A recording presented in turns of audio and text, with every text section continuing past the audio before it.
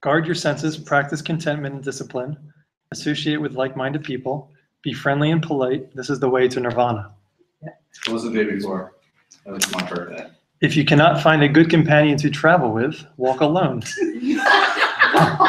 Wait, it's not done. That's perfect, actually. Like an elephant roaming the jungle, it is better to be alone than to go with those who will hinder your progress. Oh, very wise. That's all how you look at it, though. Very wise. Yeah. Hey. Lauren's coming. She's in the Okay. Okay. Cool. Anybody else have a date they want to hear? Just real quick. July 2nd. Okay. That was my birthday. And then maybe some other. Desire overwhelms those who only have pleasure as their aim in life, whereas desire has no place in the life of one who is self-disciplined. Be like the mountain in the face of a strong wind, firm and steady. Hey. Oh. Is there a cushion? Watch it. Everyone good? All right, I just got to read it for them real quick. So today's contemplation is envy, hatred, and illusion are the roots of evil. To be free of these is the root of good. Got it? That's your fortune cookie for today. That could fit on fortune. These would be cool if they were fortune cookies. They were a little bit more. Sometimes fortune cookies are like the silliest things ever. It's just like you're a happy person or something like that. Or like you will have much money. 6, 7, 12, Show 'em 18, stuff 15. up. Yeah, and then numbers. Yeah. And then the Asian written word for the word camel. Yeah. Does that even apply to? Snapple. Well, like camel. Anybody like any popcorn? Oh, no, thank you. You sure? Having popcorn Class is movie. back good today. Mary brought me popcorn, freshly made. It was actually still felt warm. Should it have been, or was it because it was in your car? No, it felt warm. They made it around 3:30. It's really good. There's a lot of butter and salt on it. Oh, so a lot of goodness on it. A lot of goodness on it. Without it, popcorn is just like useless. All right. It takes 28 muscles to fold the box for some of the kids. Oh yeah. They have the kids that don't have hands, So you just to fold that box. Wow. Wow. So it's 28? therapy. 28 different things, yeah. Did you say for children who don't have hands?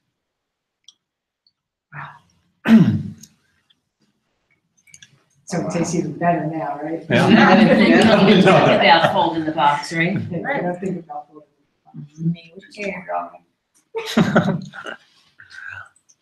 You all good? You all right? Yeah. All right. Busy days. That's what happens. Life. Let's do this. Ready? Damn thing. Bring on the healing.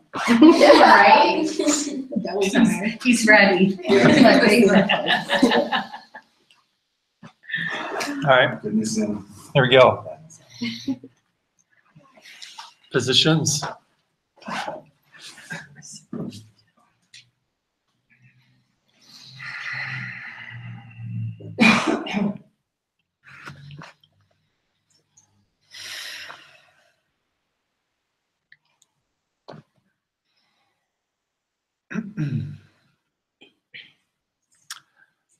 So get all the fidgeting out now. And we'll for however long we're here, probably no more than 15 minutes. Do not move. Try not to move your hardest. So once you get situated, keep it.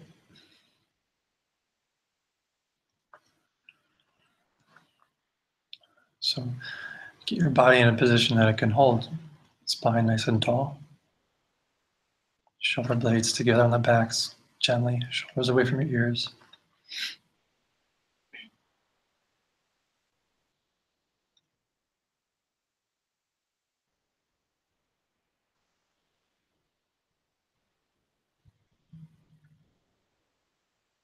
So chin is slightly tucked.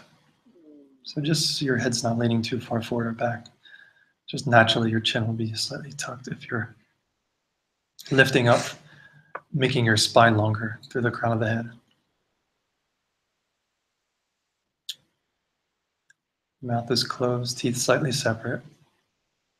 Tongue resting against the upper top teeth. Shouldn't eat that popcorn, damn. Don't eat popcorn before meditation.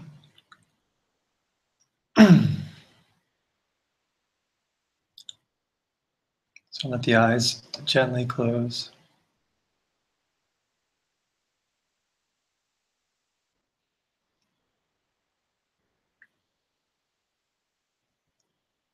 Low belly gently drawing in, just very gently, subtly. And just for the first part, still the body, make the body like a rock. Oh yeah, hands. Make sure your hands are in position that you can hold them. So either palm on the thighs or in your lap.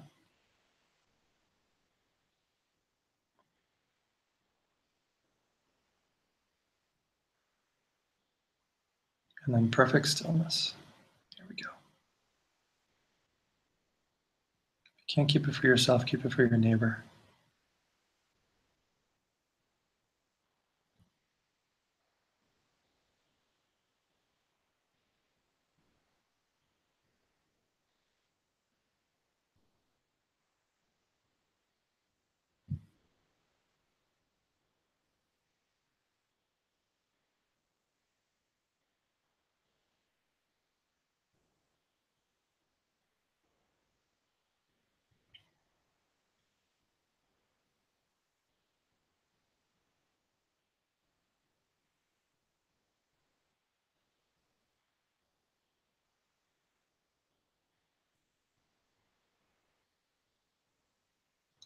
And then slowly start to reel your focus in, bring it to your body on the ground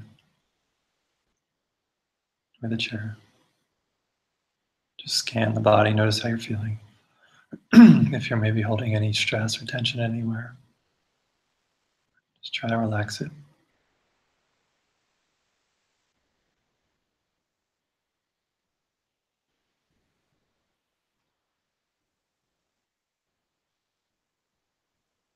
Slowly bring your focus to your breath.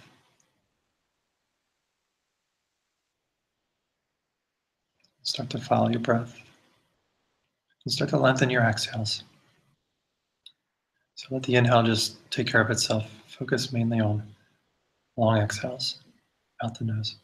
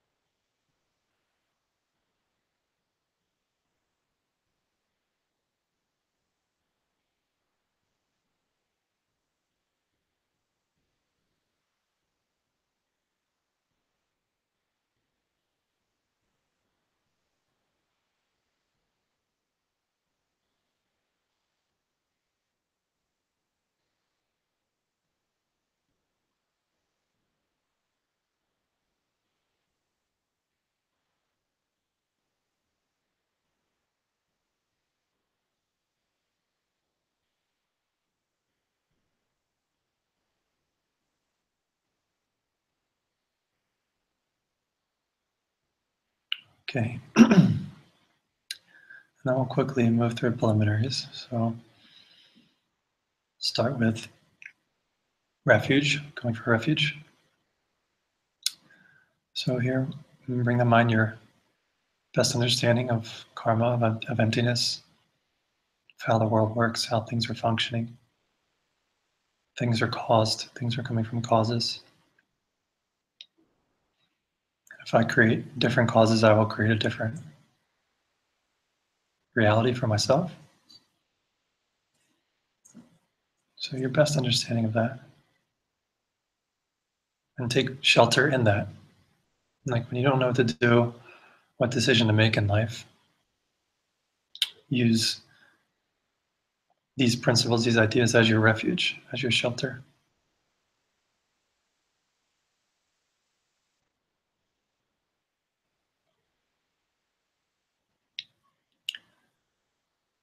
and generating bodhicitta. So bring to mind the wish to get yourself out of suffering so that you can help all the other people, all of the beings out of suffering as well.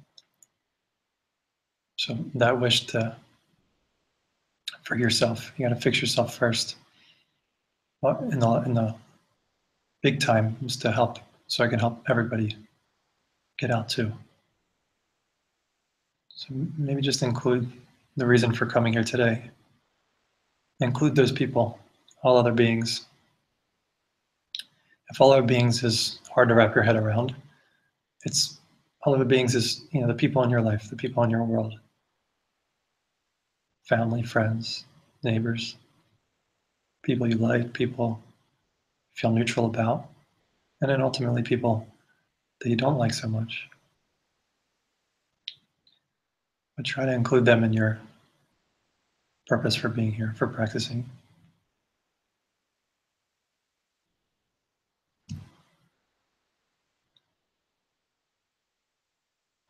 And then bring to mind a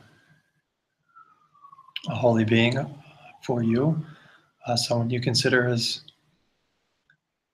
holy. The word holy for me seems to come along with a lot of baggage, and I kind of stray away from it a lot. But just in these terms, just somebody that has ultimately perfected themselves. Imagine somebody, maybe it's not imagining, maybe there is somebody that you know that has seemed to perfect maybe certain parts of themselves. Ultimately, the best is someone that's perfected themselves completely. So like the Buddha is the example of that, or Jesus. I'd say the Dalai Lama appears pretty close to me, if not full. But this can also be somebody, a parent, a friend, just somebody that seems very, main qualities that their mind is at peace and they have love for other beings, other people.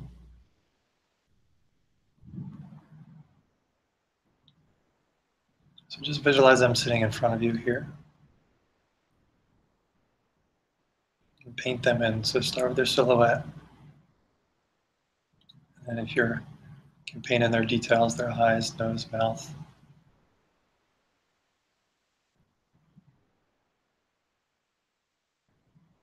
They're just happy to be here with you.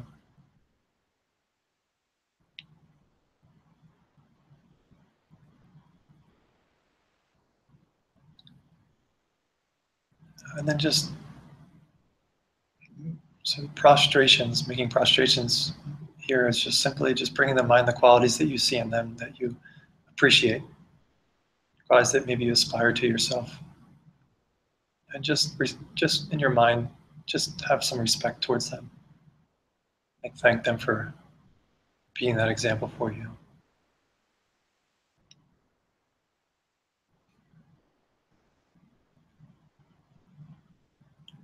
And then make them offerings. So offer them, the highest offering is offering your practice. So just the willingness to take time out of your night to come here. Maybe your meditation practice, your yoga practice. But ultimately, these kind of beings only want you to be happy and fix yourself. So practice is a big one.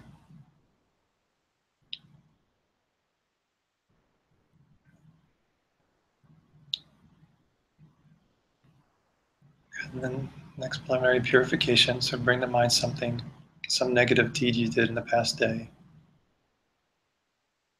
Moment of anger at somebody, or something unkind you said or did to somebody else. And first recognize it and develop a little regret for it. If it's true that every action I do, every movement of my mind, body, or speech puts an imprint into my mind stream, and that's later going to create a result, then I just put a little bit of poison into my well. So develop a little regret for it. Maybe I should have handled that differently.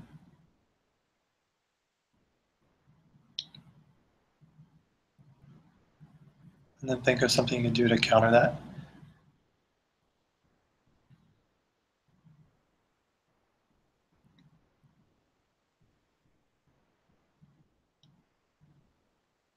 And then make a deal not to do it again for a certain period of time.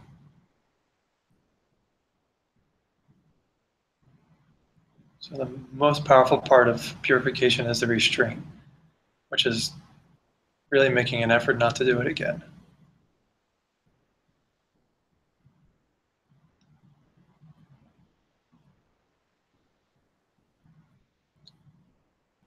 And then equally as important is rejoicing. So bring to mind some kindness you did towards somebody today.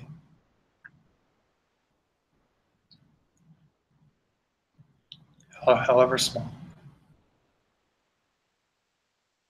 And just be happy about it, feel good about it. Think about how it helped them, how they felt after, how you felt. Just replay it like a movie. And most importantly, just try to be happy about it.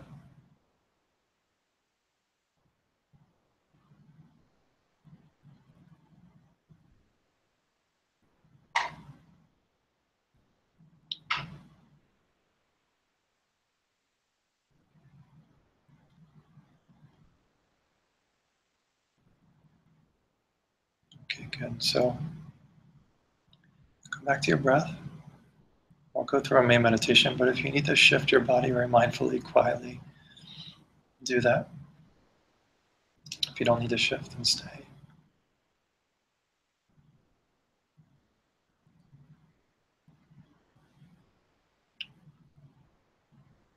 So we'll do a meditation on wisdom.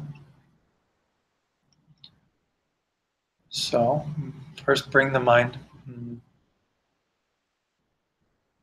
somebody that you find is pleasant in your life. Someone you enjoy, you think is maybe funny, kind, be around.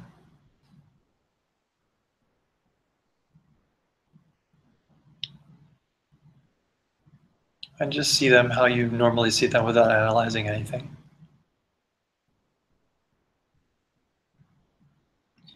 And notice how it appears that these qualities are coming from them. Like it's almost, they're just part of them. Of course they're part of them. This is the person I'm around. They're making me feel a certain way, etc. So just first establish how you normally feel without analyzing.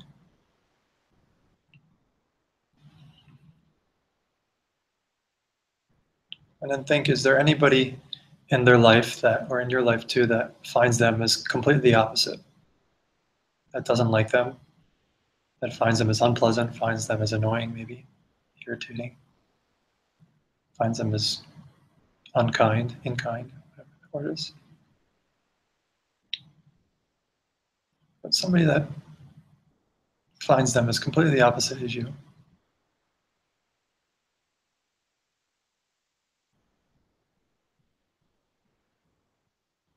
And is there anybody that sees them as neutral? Like that possibly doesn't see them as a really awesome person. They just, okay, that's who they are. You know, they don't really interact with them much. They don't know much about them. They just feel neutral towards them.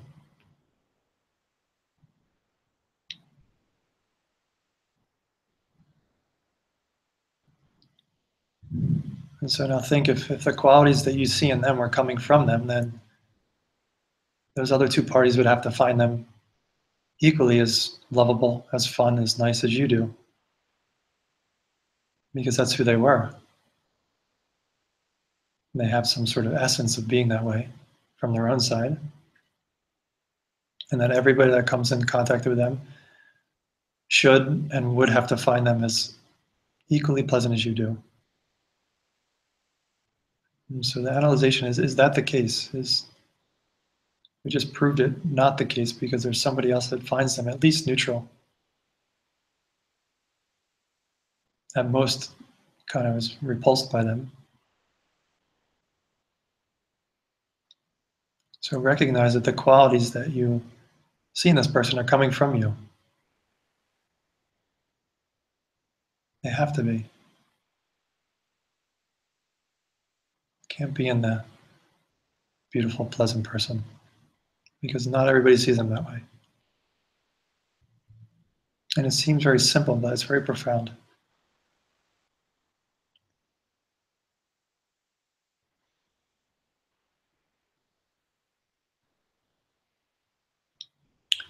And so next, think of a situation in your past that has happened that you've seen as maybe not particularly the best thing, maybe as bad.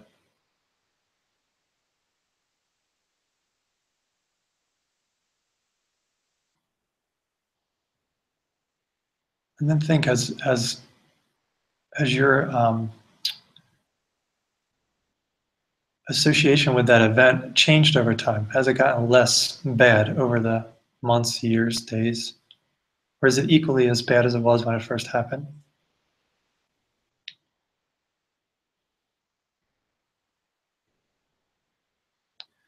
But it is the case that, things that happen in our past, either good or bad, our association with them changes over time. Like that saying, time heals, if it's something bad in particular. So if the situation was inherently bad by itself, then it would always have to make you feel the same way towards it. You can never ever take a bad situation and flip it and be like, well, something good came from that. All the time bad things happen that seemingly are bad at the time, like getting fired from a job, for example, or something like that. But then, that created the opportunity for you having a different job or a job that you more enjoy, or you meet somebody in a different place, for example. But just think of ways that situations that seem so fixed as being bad have maybe fluctuated, changed a bit, even become good. Like in retrospect, I can look back and say, I'm grateful for that happening to me. I've become a better person, a kinder person, more patient person, maybe.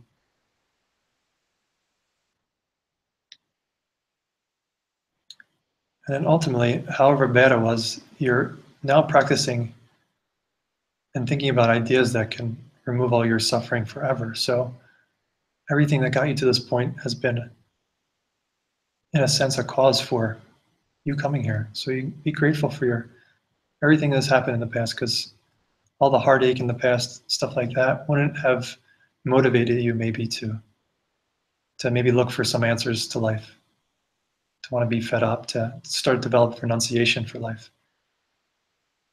wanting to stop suffering for myself.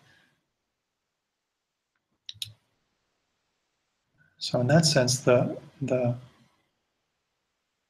even situations are neutral, they're blank, they're empty, and that your association changes to them in relation to them over time.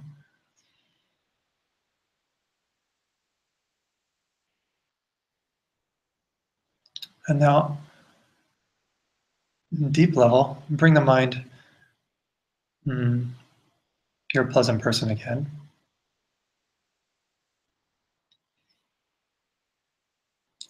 And now can you establish their existence without your mind? Or do you have to think about them in order to establish their existence?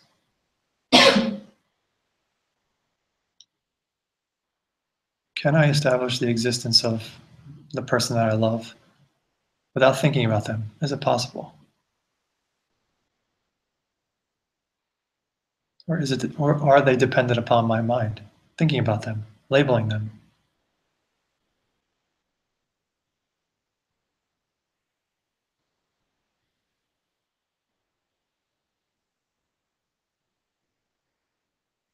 So just go through that on your own. Can I establish the existence of the person that I love without thinking about them?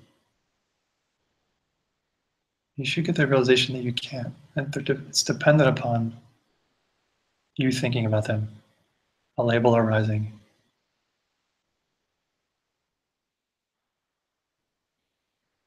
You can't establish their qualities of being good or bad without thinking about them.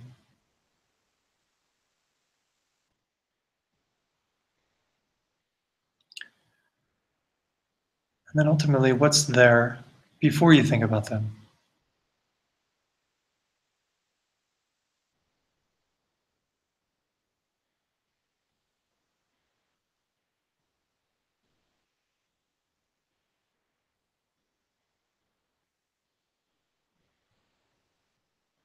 Before you apply that label of good, pleasant, loving,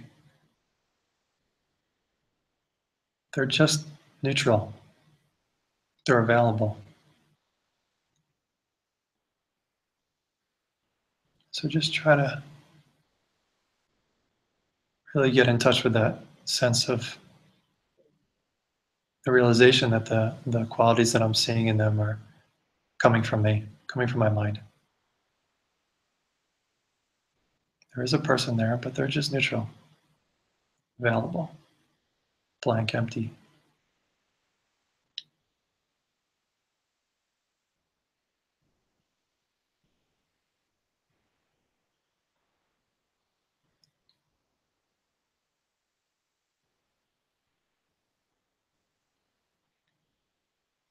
All right, good. And then before we come out, just dedicate efforts of sitting here, meditating, to removing your suffering, to fixing yourself so that you can help all beings.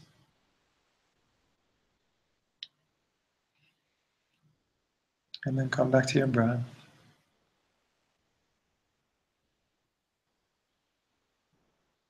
And take 3 breaths.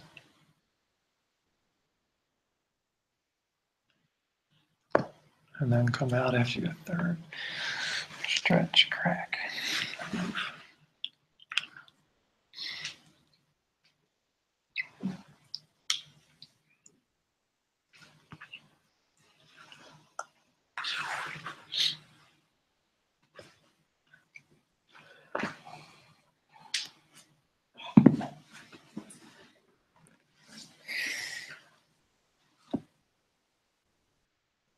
Everyone all right? Everyone's legs are asleep now. It's like the chair sitters, smart ones.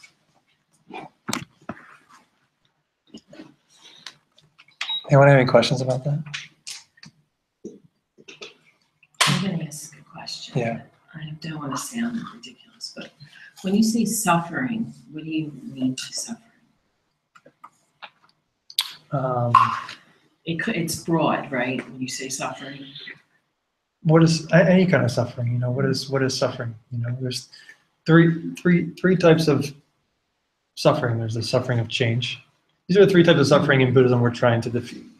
Suffering of change, things are changing, right? Like the suffering that every good experience that you get eventually changes to become, it passes or you lose it, or every good thing, you buy a brand new car, for example, in 5 years, it's time for a new one, right? But the new car that you were so excited about it, probably in the first 6 months you're already bored of it, so that change, or the relationship, being in a relationship and you first meeting people and that excitement that happens at the beginning, and eventually that changes, so that stuff, that type of suffering, that all good things change. It's really that one. Okay, that makes sense. That's one type. Other type is suffering, which is just like flat out legs hurting, Pain. hip hurting, knee hurting, arms, like just pain, getting You're old. struggling in some way, right? That's the other type. And then all pervasive suffering is the last type, which is the fact that we all have to die. Like that's the big time. So no matter how good this life can be for, you or somebody, at the end, it's always kind of cloaked in this fact that we're mortal, and we have to lose everything and everybody we care about, right? So that's like big time suffering. They call it all pervasive. So no matter how happy you are, and no matter, how many good things are going, that's still the end result. Like the best, best things you can accumulate in this life, friends, etc. You have to lose it all in the end. So those are the 3 things that we're trying to stop. According to Buddhism, it's possible. They're big goals, right? I mean, so yeah, Okay. makes sense. Yeah. Sure does, thank you. Yeah. Anybody else? No. I used a pleasant person today as opposed to irritating. Was that more helpful or less helpful? I liked it. How about the part? So most powerful meditations, and you all are like elite when it comes to spiritual practitioners at this point, and like what we're talking about or what we're thinking about in these classes. It's like it's the highest things we can contemplate, which is how reality works, how reality exists, and emptiness is the thing. All of the teachings in some way are lower teachings that are ultimately to get a practitioner to meditating on emptiness, because only that can stop suffering. Only trying to figure out what it is that I'm doing wrong every single day, every waking moment of my life. How am I misperceiving? Like that word illusion that was in that one thing. What is this illusion that I'm living in that? And this is the thing that's causing all of our suffering. So the most powerful antidote for suffering is figuring out what is the cause for suffering, and in order to figure out the cause for suffering, you have to learn first how it's, well, you have to figure out the cause for suffering in order to stop the suffering, right? Because if we're talking about suffering being caused, then because it's caused, it can be stopped. We just got to figure out, what is that process? And the mechanics of that is figuring out that this thing that I'm experiencing the world through these eyes, these ears, these instruments are faulty. Like they're fooling me all the time. And they're fooling me in the sense of making me believe that the qualities that I see in the people around me, the qualities that I see in things, the qualities that I see in experiences are coming from the experiences, coming from the people, and not from me, right? Our senses tell us that these things are coming from the external, coming inward. So it's really, really hard to get. And the only way that you're going to get it is by meditating on how it's not the case and proving to yourself over and over and over and over again that you're doing something wrong. Otherwise, it's just going to be faulty equipment for the rest of your life, and then you're just more of the suffering. So meditating on emptiness is the only thing that's going to cut the root of the suffering. You got to figure out what it is that you're doing wrong so that you can, you're not going to be able to do it in life. Like if you're not meditating, you're not going to be able to stop yourself from yelling at somebody when someone's yelling at you if you're not thinking about why it's not smart to yell at somebody, and ultimately why it's not smart, because it's putting different seeds in your mind stream, which are going to create suffering for yourself in the future and more yelling people in your future. So we have to, emptiness is like, and I was just talking to my teacher this week, and he's been teaching me a sutra called the Diamond Cutter, and it's the biggest thing to, the Diamond Cutter Sutra, but it's the biggest, it's the most powerful thing is emptiness. Meditate on emptiness. You can't say it enough. Every other thing, meditating on your breath, meditating on these lower kind of things they're different teachings for different levels of practitioner. You guys are, we're like Harvard graduate school, if that's something to aspire to, I don't know. But you guys have the mind, you guys have the seeds and the aptitude for like big stuff, and don't take it for granted like that this stuff is just kind of just some willy-nilly thing you do on a Thursday night, like this, like big time. And it has nothing to do with me. Like I'm just reading what other people have written. I'm not making this stuff up. So I'm not praising myself by saying what you're doing here with me is great. I'm just fortunate to be able to even to share this with y'all and the practice it myself. So ultimately you gotta dive in and work on what it is that you're doing wrong. And that meditations like those where you're analyzing the problem, the qualities that you're seeing in others, are they in the person, or are they contingent upon, they dependent upon my mind and the label arising in my mind? Because if it's that way, then I can change what's in here. You can't change what's out there. If it's coming out from you, then forget about it. You've all heard this at this time. But yeah. You always know enough. So, I was just watching a documentary last night, and they said the Dalai Lama, they asked him, what's the best meditation you can do, like right now? Like, and they said without hesitation, he said, critical thinking followed by action. So discern what your world is, understand the reality, understand Mhm. everything you're talking about, know the plot, so like know what we're living in now as our plot and Mhm. reality. And then, the scenarios of our human drama right now, just the way the economy and everything. And then figure out where your talents might fit in to make the world a better place. Cool. Yeah, Yeah, I like that. that's cool. Yeah.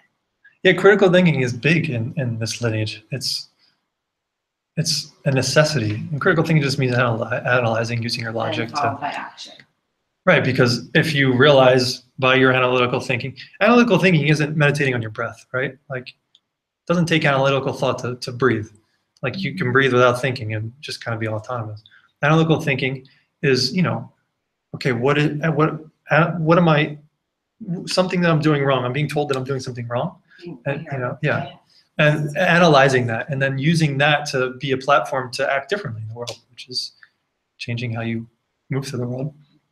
And then use your talents, what you enjoy to do, to make the world a better place, but with wisdom, because of what you analyzed and you realized. So it's big, and I'm not knocking. It's not knocking breath meditation. It's for certain people. That's as high as they'll ever get. Like that will be enough for them to just breathe and just to feel a little bit better. But this is like, what's at stake here is much more much more important that you figure out what it is that you're doing, because breath won't give you that. So if I'm being, I don't need to talk. That's a I good don't idea. need Yeah, to, like if you're like a sports game, like the warm up is your breath. Yeah. The getting Yeah, it's into just a the warm-up, game yeah. is the real thing. Yeah. Mhm. yeah. Gotta score the goal. I'm trying to score the goals. All right. All right. So,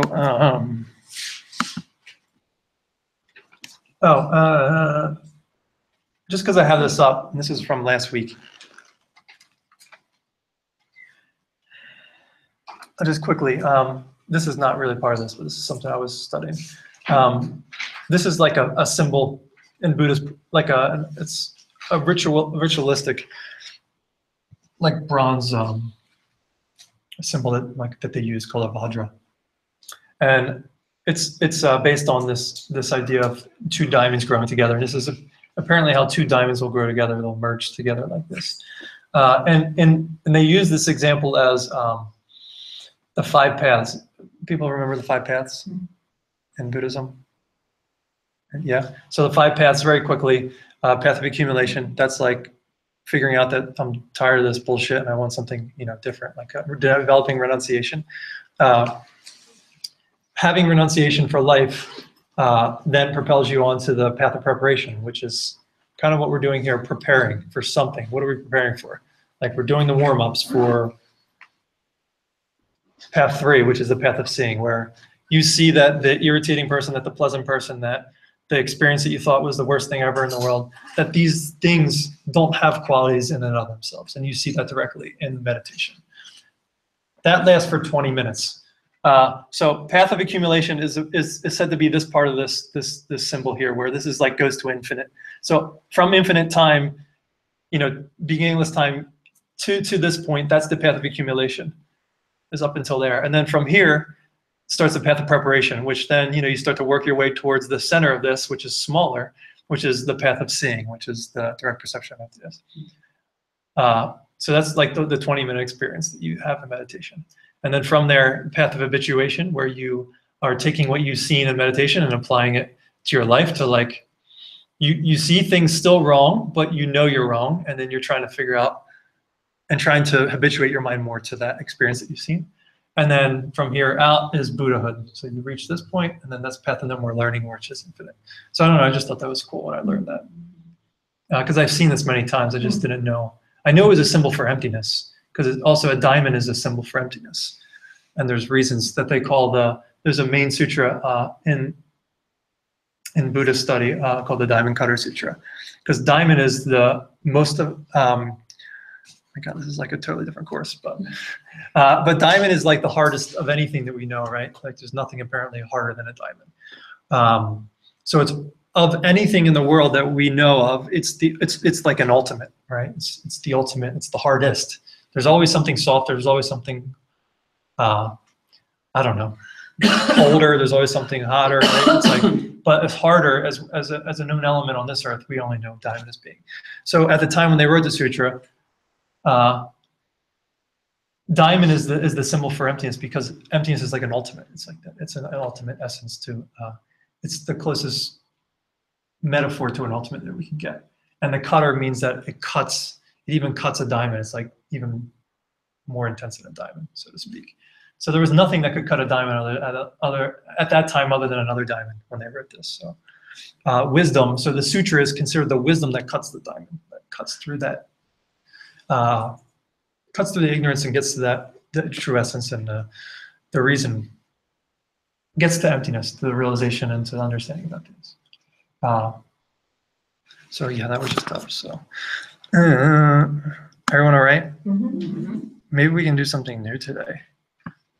I apologize that we haven't gotten very far. And then last week we stopped.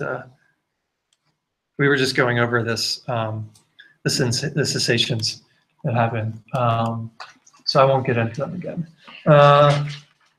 So nirvana, I'll just go over this really quick. Nirvana can only happen if you have the first type of cessation. So basically, does anybody remember what nirvana means? Smells like Teen Spirit. Huh? Perfection? To blow out. Yeah, to blow out what? Candles? On Like a cycle No one's mind. comes back, like, I don't know. It's basically well, here's the definition, sorry. It started with feeling fairly blissed out, right? Yeah, permanent sensation. So the permanent stopping in which one has eliminated the mental affliction, obstacles in their entirety due to one's individual analysis. So mental afflictions, obstacles are basically anything that disturbs your peace of mind. Like, from, it's a little too cold in here, a little too hot, I'm sweaty, this is boring, this is not fun. I wish I had this, I wish, all these things are just constantly in the mind, just like whack-a-moles, So you get rid of all of them. So you eliminate them in their entirety, means completely, all your ignorance, all the things that create your mental afflictions, due to one's individual analysis of this, should go on to say, kind of emptiness, under analysis of reality, So then what this was saying here is that nirvana can only happen if you have the first type of cessation. And then there's a cessation that you get as a result of seeing emptiness directly.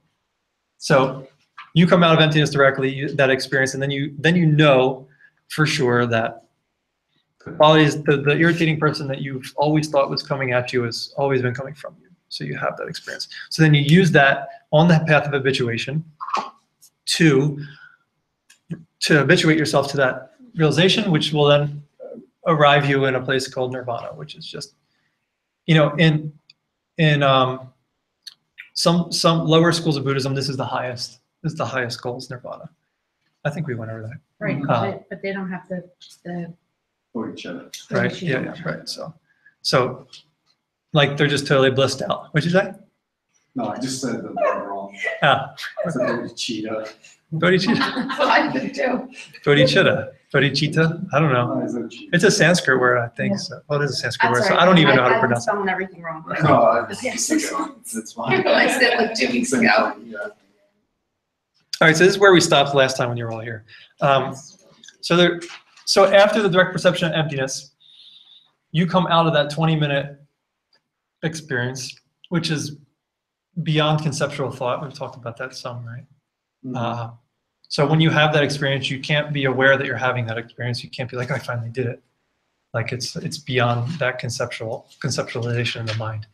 But when you come out, you can be aware, okay, well, that just happened. I just seen something, So when you come out, you have these four classes of realization that happen to you.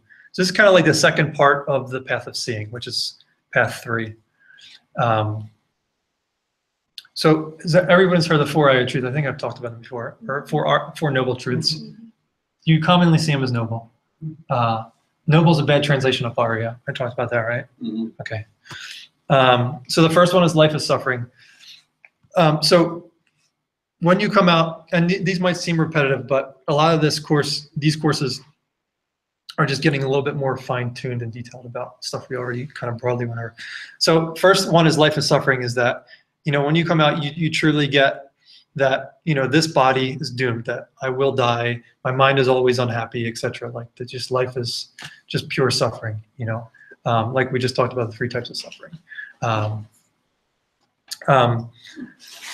So interesting, when you come out of that experience for a brief time in the aftermath experience, you're able to read other people's minds, and you can see like the suffering that they're experiencing directly as well, which is interesting. They say it only lasts for like that period until you go to sleep that night, and then you lose that ability. True. Then you'll be suffering more, I guess, in a day. So life is suffering. That's the first of the 4 big realizations that happen after that big realization of emptiness. 2 is that suffering has a cause. So you see in that meditation that everything is coming, all the things that I'm experiencing in my world are, good or bad, are coming from my past deeds, good from good deeds, bad from bad deeds. And that the main cause of suffering is ignorance about the way that things really exist. And if things weren't caused, then there would be a problem, right? You wouldn't be able to do anything about it. So you have this, you see directly that the suffering has a cause, basically. 3 is that the truth of cessation of suffering basically just means that suffering can be stopped. Because it's caused, it's like a scientist. You're like a scientist, I guess, at that point. Okay, if I don't want the light to go on, I'm just going to stop turning the light on. It's that easy. So you realize it's caused, and then you realize that it can be stopped. And part of this realization that you have here is that you see your future lives, and the general content of these future lives. You know how many more lives it'll take you to reach enlightenment, they say, which is cool.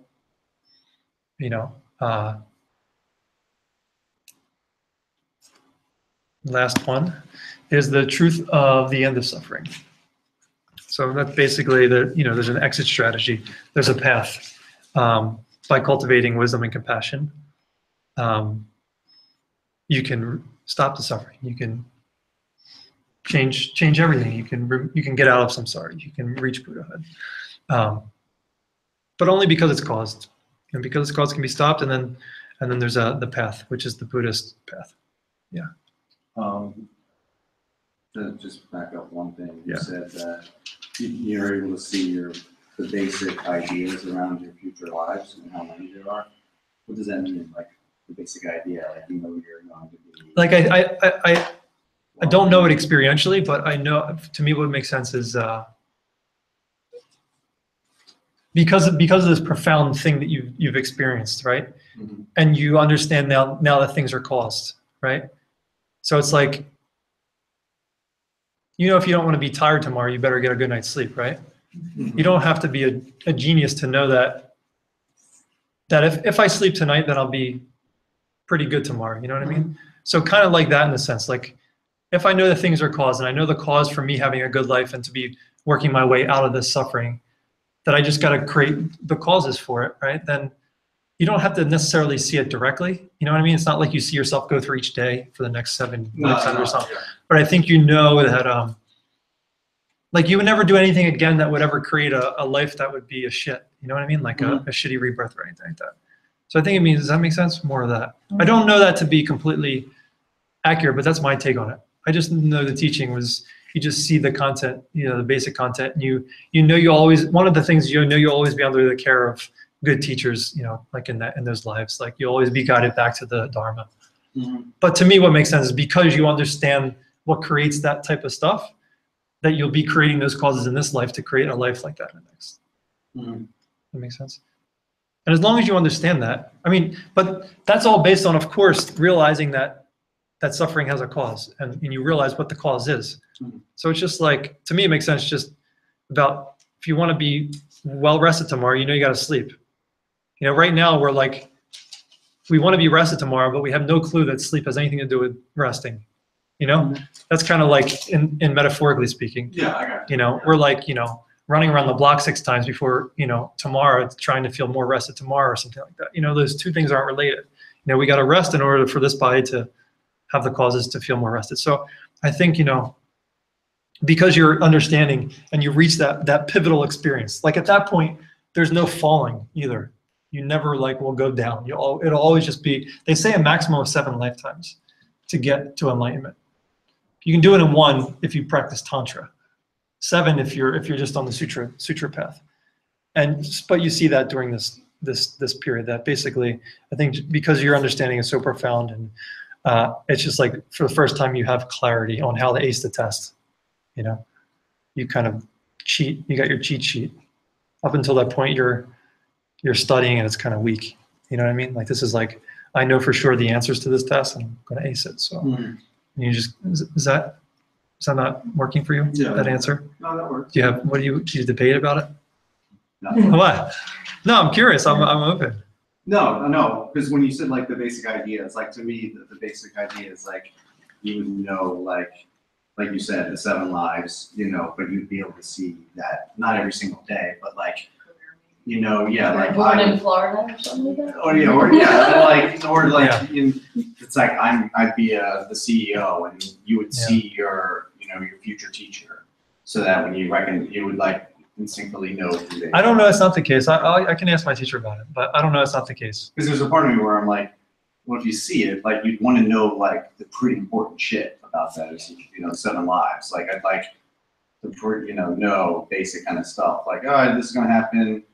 You know, I would imagine, you know, when you were going to, you know, you'd have the idea of how long it would be, you know, that you'd be in that life. Yeah. You know, you would kind of have the basic idea of how you would get to that path to get back to your teacher, you know.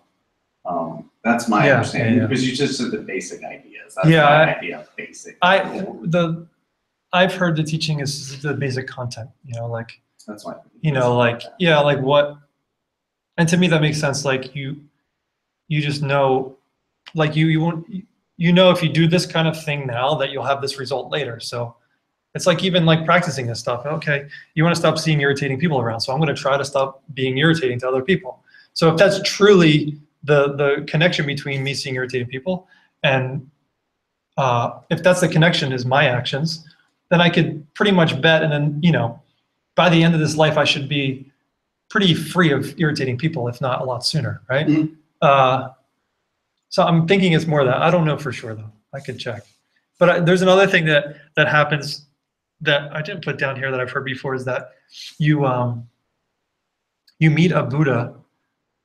In that experience, you realize that you've met one of the bodies of a Buddha, or you met the Buddha, which is the Dharma body, which we'll get into later. But and there's like a prediction that's made to you. Yeah, like, you know, and that, I think that's part of the prediction, is like, you know, you'll have this many lives. But I think it's more of a, I'm not too clear on it. This is what I am somewhat clear on, so this is why I put it here. Kind of like your life flashing before your eyes, sort of thing? Maybe. But there's no choice in that. It's choice, but because we're trying to get out of suffering. But no, there's no choice in the lives that you're not given a choice. Your lives You're are just getting a presented to you. heads up. So here's the thing, is like right now we feel like we don't have a choice about what happens in our lives, kind of, right? Like it's just, what my next year will be like, I have no idea, you know, could be bad, could be good. Mm-hmm. Without study of this stuff. This stuff is saying, you can change your life, but you got to figure out what is in control of that process of whether next year will be good or bad, right? So if I change my actions now, then I could have a totally different year next year. And if I could do the actions that are going to create you know, if I want a vanilla cake, I'm going to get the ingredients for a vanilla cake. And then I know when I'm done cooking it, I'll have a vanilla cake, and it won't be like, oh, maybe it's strawberry, maybe it's chocolate. You know, no, you got the ingredients and you put it together. Yeah. I would say you probably don't know exactly what every little scoop of icing looks like, or exactly the volume of what it'll be, but you know you'll have a vanilla cake. You know, before then it's like, will I even have cake? I don't know. I want cake, but will I have it? But as you start to get in touch with the process and meditate and think about, then you're just going to go and get the ingredients for the cake you want to make. And then you just put the stuff in the oven, it'll come out as a vanilla cake, But again, when you do that, the mindfulness is, okay, you and I can make a cake and you kind of just throw yours together and you got a cake. But I sat and kind of paid attention to what I was putting in my cake. And, Well, we all have our own thought about cakes. my ingredients and stuff like Yeah. that. Yeah, we all have different cakes. Yeah. It's not we're all sharing one cake. That's the objective view of reality, is that there's one world that we're all experiencing. And so we're all experiencing our own versions of the world. So we all have our own vanilla cake. So yeah, the more mindfulness, the more thought you put into it, the more you're going to know exactly what that cake is going to be. Yeah, right. Because I'm stealing her cake. Yeah, I might be pretty disappointed with my cake if I don't give two shits. And I'm just like, all right, here's a few ingredients and screw it. And that's kind of like going around life like, I'll yell at this guy today, but maybe tomorrow I'll practice, and maybe, like today, I don't care about this Buddhism shit, and that's kind of like, the cake might be like burnt or something, but the more mindful you are, the more practiced you are. You talk about that word suffering. Again, I do, I think about the Christianity thing and a lot of stuff. There was always a verse that bothered me for many, many years, and it's where they talk about the children, and Jesus is sitting there and he says, suffer the children unto me. And that bothered me because people would be like, you punish the kid. Like they made it out like you would hurt the kids. And I'm like, that's just so wrong. Yeah, That's all I can think of. This is wrong. You do not, like spare the rod, spoil the child. Doesn't mean beat the crap out of them. Yeah. But suffering is like that's to me, not to the child. Yeah. I need to suffer. I need to better. I need to work harder. I need to bring my children to the right path, to bring myself. So when I think of that word suffering, I'm suffering, but then there's bad suffering and good suffering, because like when I do my meditation, I was lucky I got 5 minutes because I was like, oh my gosh. Yeah, it's a form of suffering. But then I had it's a form of suffering. Yeah. But then I have to, now when I do it, I think about, I do have pain in a spot, and Yeah. I do suffer, but I suffer to stop it. Yeah, sure. Work it. So it's part of the karma of this kind of life that the path requires is suffering, right? We're in that sphere of samsara, trying to get out of it, and of course, all the methods are going to be suffering interlaced to get within out. it. Until you're out, Yeah. you're in. It's hard work, and It is hard work. Yeah, gotta this suffer. stuff is hard. gotta Studying is suffer suffering. through it. Studying, covering these things is suffering. It's, but ultimately, what it leads to is the poke your head through that bubble and get out. Yeah, now I can do it longer. Yeah, and meditation too. If you do experience like pain in meditation, the more that's not going to be forever. Like the more you sit, the more focused your mind gets. You can reach a place, and which is next course is all about meditation. But that you reach a place in your meditation where, like, your body becomes blissful. Like it's pleasant to sit. You sit down, and it's just like, and you're like looking forward to the next time you Even sit. with the pain it is. I mean, I think. I'm talking about no pain. Well, we're working on that. the mental part. Yeah, We're working on that. well, mental bliss. Yeah. Everybody experiences pain. I experience pain, Yeah. at times in meditation. But the more you sit, the more your body gets adept to it in your mind. But you reach a place of stillness in the mind where meditation, part of the focus that comes with the meditation is that the body will have this kind of physical bliss, and you'll have this mental bliss, like this joy, this well-being. I'm ready for it. Yeah, Yeah. and that only comes through practice, unfortunately. Yeah. I can't just push you there, Yeah, so you got to put your time in, Yes. But also, it's remember that things are caused, that everything is caused. So, just learning the techniques of meditation isn't enough to have you perfect meditation. It's caused. You have to create the causes to create perfect meditation, which is what? Anybody have an idea of what good meditation, the cause for good meditation would be? Bringing peace to others. Perfect. Yeah. Yeah. Just trying to help other people feel more at peace, more calm in their mind. And that awareness of you doing that puts different seeds in your mind for them when you sit.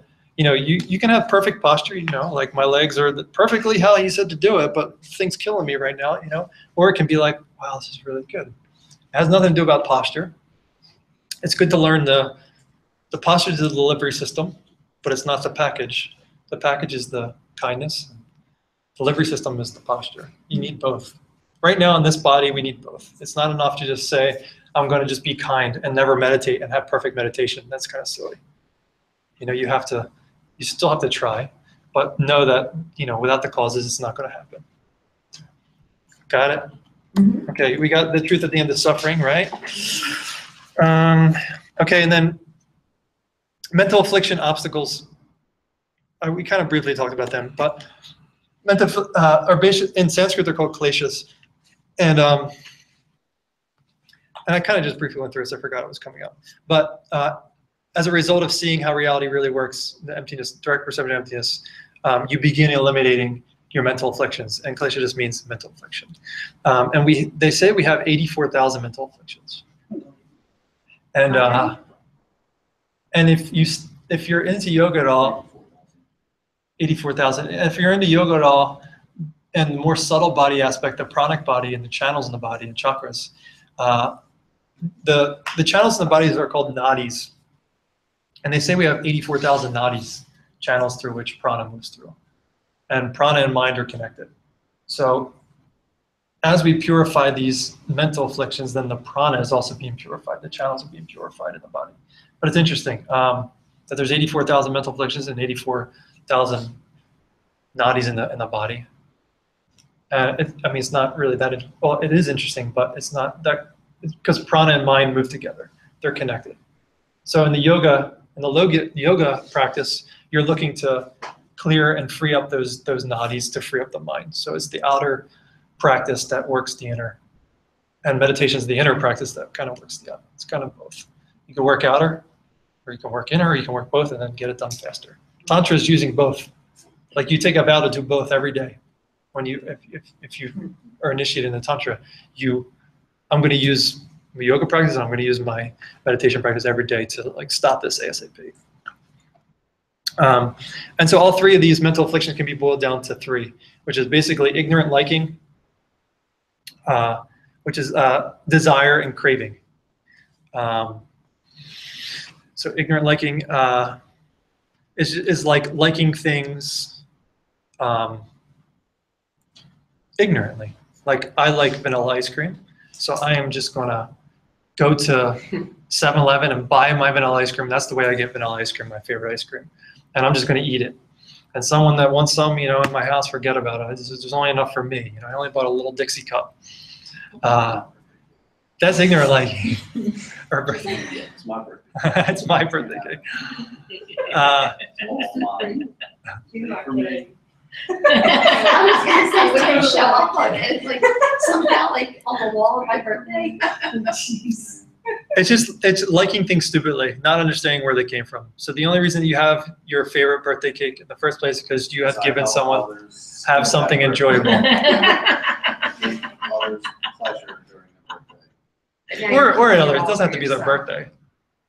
But if you like the cake that was presented to you on your birthday, it's because you had helped somebody else enjoy something. Because someone could have made you a cake and you'd been like, I hate this. Yeah. Or you, like you said, this tastes like shit, like what we just said. That's happened. That's happened. Yeah. Happened recently. I hope you didn't make it. No, okay. No, we're talking about dinner. Okay. So, But you said eliminate desire. Desiring to want to get out of this. ignorant desire. Oh, Ignorant okay. desire. Because I was going to say desiring to get out Yeah, of no, this. you have to have desire to get out of it. That's good. It's a good point. That's a little different. That's a good point. Ignorant desire is liking something ignorantly. Like, I can't be happy until I have, Yeah, another the new iPhone. new iPhone, right? And thinking that that'll bring your happiness. You can have a new iPhone. You can enjoy the new iPhone, but understand why that it's not coming from your happiness is not coming from the iPhone, and where the iPhone comes from.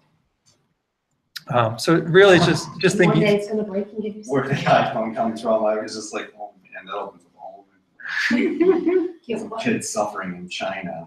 Yeah, it's terrible. They commit suicide daily. It's terrible. Thanks. Yeah. No, it's important to look in that, because That's right. part of buying an iPhone, you occur that karma by buying an iPhone, Yeah. whether you're aware of it or not. I mean, there's still some subtle awareness that somebody had told you that once, maybe, or even the possibility of it. That's enough to put those seeds in your mind, So do you buy the next iPhone? It's a tough one. The thing is, we live in a world of suffering. It's impossible to get away from it, Depends on what you're going to use it for, I'd say, If you're just using it to look on Instagram and Facebook all the time, probably wouldn't be the best use of someone's life. I don't know. I'm accusing myself too at times, of looking at Instagram and Facebook, and so it's a tricky one. But literally, even like this comes up a lot with like vegetarianism and stuff, that there are Buddhist monks that still eat meat, and there's that seems like a contradiction, protect life, but even growing like rice requires killing countless beings, plowing soil, collecting the rice, or vegetables, Like I grow my own food, and like it's a practice to try not to kill. It's like it's literally impossible. Like I'll find myself not cutting my lawn for like a month, and then it's just like I'm on the borderline of getting a ticket from the borough. And like if I truly, I don't know, how do I? You got to find a balance somewhere. Yeah, there was like a machete. There are some. We just swarm of ants in our kitchen. I'm like, yeah. They're my own. I tried for a while. My husband was like, listen, babe, we gotta do something. Well, that's. I don't want to hear what happened to the ants. I found a new home. You gotta think about the causes of what it is to have ants in your house. What is the cause for that? And is the cause just killing them, getting an exterminator? Is that the way to make them go away, or is it possible that they come back? If it's possible that they come back, then it can't be the cause. Killing your mice in mice traps, is it the cause of having mice? No. Is it the cause to make them go away? No, is what I mean. So you address the cause, and then whatever method you could put peppermint oil down, your things will go away. But address the cause. I mean, I had ants recently too. Yeah, how do you? Depends on how you see it. Like, what is it that bothers you about ants They being in your didn't house? bother me, just that there were so many. Well, I in our mean- little mud room when we first walked in, they were all like, Yeah. I don't know, there's just so many. I'm like, I mean, I look at it as like I don't want to be killing all these things. Like just me But you walking. don't want them in your food. We don't want them in your Right. food either. So it's kind of like gross or disgusting or sloppy, or like it depends on how you see it. Like I see like ants on my countertop, or like mice, let's say, in the kitchen. That's kind of like I don't want that shit near my food. That's gross. Yeah, I You think get ants, sick. Cockroach. fleas, and Right. ticks are in a whole different category. a cockroach. You gotta get rid of them. Yeah. Well, no. So you address what it is, figure out what it is that bothers you about it, and then address that karma. Because for me, if I have mice leaving bird droppings, mice are carrying. We're bringing in birds. Oh, yeah. Getting those birds. Right. You don't want that stuff in your kitchen. Well, I mean, we've had mice in our kitchen, and you're presented with two options. Call the exterminator or get like mice traps, or go the alternative route, catch them and let them go. Right, I chose to catch them and let them go, right? And we did that for a little bit. right. And at the same time, I worked the karma. For me, it was just being dirty. Like that's dirty to me. But you can't catch ants. You can't catch You fleas. can't. But you got to figure out what it is that bothers you about them. Is it just a big inconvenience? What is it? The fleas It's bite very- me. Well, so something is irritating you. Is it irritating? They'll bite Is me. it hurting Yeah. or irritating? It's irritating. It hurts. It's both, probably irritating and hurting. I find fleas is very irritating because then they could potentially infest my But house. do they bite you? They I've bite never you? been bitten by Animals, one. they can hurt- Oh, they- hurt them. Okay. If there's one in a room, it'll Yeah. come to me and bite me. Right. So the So- cause of having them there has to come from if it's something that's hurting you, is harming other people in the past. The karma of seeing something in your world that's harming you or irritating you, they're two separate karmas. Something's harming you.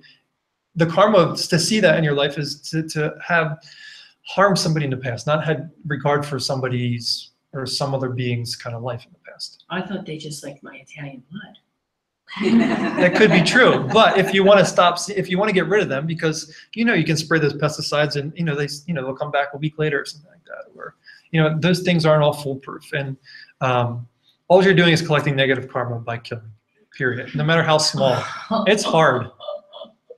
It's hard. So what I did for my dogs, because they had fleas, we got the natural flea collar things, and then I worked on the karma. And for the karma for me was just, they were like a pain in the ass. And so it was like me, where am I being a pain in the ass in my life? And I changed that, and then we don't have fleas anymore. If we're working causally, then there's a cause, which is the reason. It's like the cake thing. You just have random cakes coming in your life, and you're like, I wonder if that came from, the rain yesterday or something. It has nothing to do with it. But you don't think it has anything to do with collars you put around the dog's neck? What do you mean? Well, you said you put natural collars, food collars. No, so like what I just said about meditation is like learning the posture is important, the delivery system. But if the karma's not there, then you can put the collars. We've had the collars on the neck and still had fleas, right? Because it's not the cause of the fleas. So you change the cause, then you can put the collar on the neck and the fleas will go, or you can put no collar on the neck and the fleas will go. If you can spray your house and the fleas will go, you can kill them all. Yeah, so how you're saying the meditation with the yoga? Kind of. Meditation with the yoga? Doing meditation and yoga, like working on the inside and the outside. Well, yeah, you have to work the did causes. Yes. Yeah, you have to work the cause. Otherwise, you're just going to be creating more suffering for yourself. By you seeing yourself take away a life of some other being that was breathing before you came in contact with it, puts an imprint in your mind, no matter how small. That's the important piece. There's So different layers of that, right? Like, so accidental killing. sure. Intention is 90%, 95% of karma. That's what we were talking about last week. So if your intention was not to harm them and you killed them by accident, then yeah, you collect like 5% of the negative karma, but your intention was to try to help them and get them out, per se. If you're intentionally like, oh my God, I'm so angry at these ants, and you're like, what's that? He stepped on an ant. I was like, there's an ant. He's like, I don't want to kill it. And then I accidentally stepped on that, trying to move out the way to get it. I was like, oh my God. And they were sitting there like struggling. I was like, all right, I have to put you out of your misery, buddy. Felt so bad. Yeah, so there's a difference between, killing all the ants because you're so pissed off at them and doing it by accident. Yeah. So it leaves different in here. I'm sorry if that's I should stressing tell you that out. to You my all right? mom. She's like, chill the fuck. Yeah. I'm like, Mom, that's not gonna help, buddy.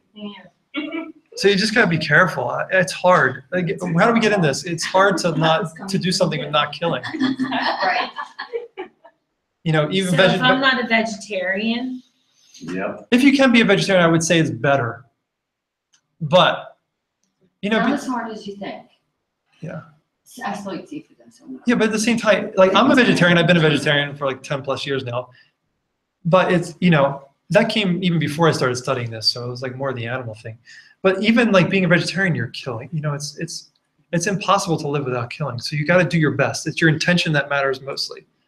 So like what we just said about the killing of the ant, if your intention is to harm less beings with your actions, and being a vegetarian means that for you, then that's going to put different seeds in your mind than it is just to have no regard for, any kind of.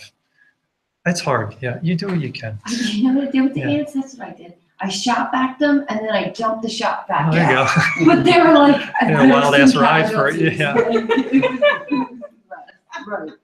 That's right. Well, actually, it's funny because this year we struggled from ants. We had ants for like weeks, and she drives her nuts that she's on the board now without killing them. But, I tried peppermint oil, making lines of peppermint. I tried straws. You line up straws and they won't go over the straw. They'll keep going around if you make you hear all these things.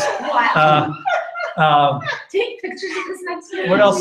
Oh, so then I was like, okay, well, I'm wasting my time here. Okay, I'll put the peppermint oil down, but what is it that I need to change? She's like, karmically.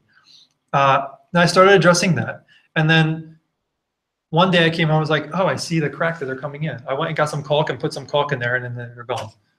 Right. So I still had to put the caulk down, but what I had realized that hole was there and seen them coming from there. Hadn't I changed my karma for that?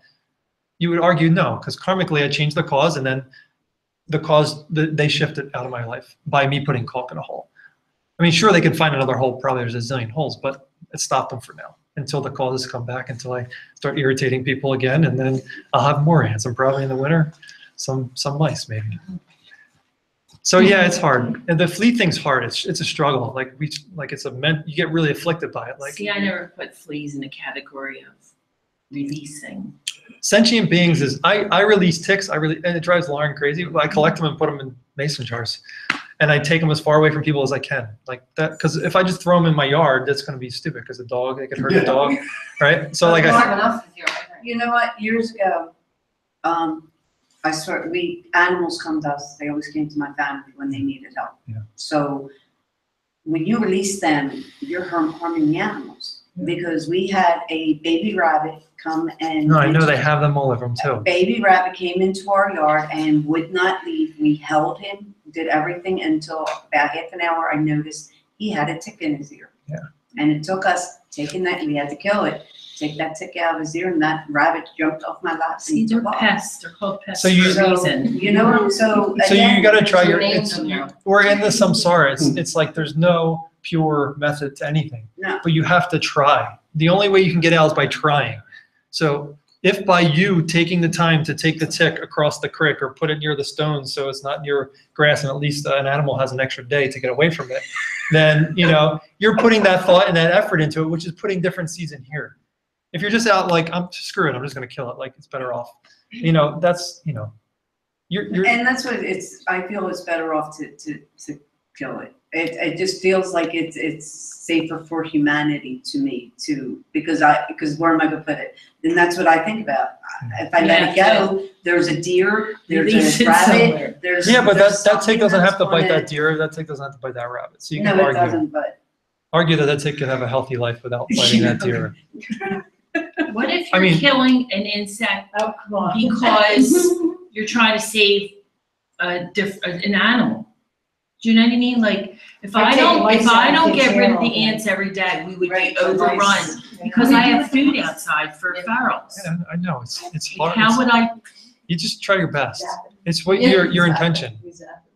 If your intention is to help all other animals and to avoid them from avoiding suffering, so I'm going to take these fleas away, you're still collecting the negative karma of killing.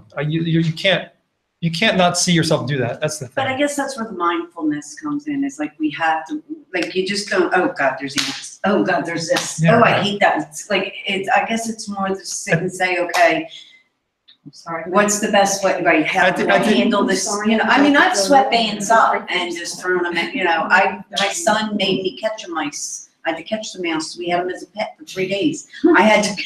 I took him to a field, let him go, went to the pet shop, bought a mouse, bought enough food to last 1,000 lifetimes, and I ended up buying 2 mice and they both died. But we let them a wild mice. Speaking of the pet store though, that's like a hard place to be when you're in this new mindset. Like I took my dog in to get her nails cut. Sorry. If it's 9 o'clock. If you all have to go, we'll go. I'm more than happy to stay. So I just I want to did the little fish. They have these little, all these feeder little, fish. The bait, or they're pretty. Oh They're yeah. almost this Oh, big. those. Yeah. Just Yeah. like, Yeah. oh, It's I this is love samsara. This is the problem. I gotta go because I Yeah. gotta pick lice Yeah, out of man. kids' hair Yeah. tomorrow. Check kids for bed bugs. That's the going rate. You have a good Bed day bugs tomorrow. everywhere. Oh, You know what they do for bed bugs? Yes. There's these little beagle dogs that come into the schools, and the beagle dogs go like this, like little. They can smell them. And instantly. Wow. Really? Instantly. They're $200 an hour and they're worth every penny. Yeah. Because they come in the room, they run around, and then we'll just go to like that chair. Yeah. And then we just get rid of the chair, we don't get rid of anything else. The beagle dogs, that is too. they're trained beagle dogs. Yeah. See, Yeah, but that's that you're protecting a human life by Right. Right. So it's a fine line. It's intention. You can't. It's hard. It's a struggle. It's not easy. Suffering. Yeah. There you go. Well, thanks for. Yeah. Thank you all. Yeah. Sorry for the bad news, if that's bad news. I gotta figure this out. Huh? I gotta figure You're this right, out. life. Not even- I do believe in kill no living thing, but I just never thought fleas, flies, ticks were on the Are living? same categories. Well, they say sentient. Anything with a mind. So if you hold a flame up to them, do they try to run the other way? Do they want the same thing as you? They just want to avoid pain and be happy. They just want to eat blood, and they just want to avoid being killed. Yep. So The teachers at the school said, and it's the same way they. See you, Ken. Bye, kids wanna everyone. Bye. step on that. Good They night. say, See you oh, guys. please don't kill nature. Yeah. That's what, how the teachers tell the little special needs kids. Yeah. Ready to come over there. Yeah, right, I mean, they're ready to come with stuffed animals, and they're like, they have to tell them what's living and what's not. So once they go to throw their stuffed animals out the window, and they go to throw these little, there's a nature lab, we're ready to throw it. And they're like, no, that's nature, we Yeah. protect nature. And it's a sweet thing Yeah, to see yeah. them, you know? And the kids will say, please don't kill nature, or do popcorn, like, no, that's not nature. I had to do that with fireflies. The Yeah, kids they don't- wanted yeah. to kill them and they, Oh, that's mess terrible. with it. I used But to do that. no, we have a, you have to catch them and we'll put them in a jar and then when you let them go, they go tell all their friends how nice you were and then they'll come That's back. good, yeah. Which works great because, they have that time period where they all show up. Yeah. So they're like, oh, they must have wanted to talk to friends. That's sweet. I watched a video today of a Tibetan monk burial, well, not even a burial,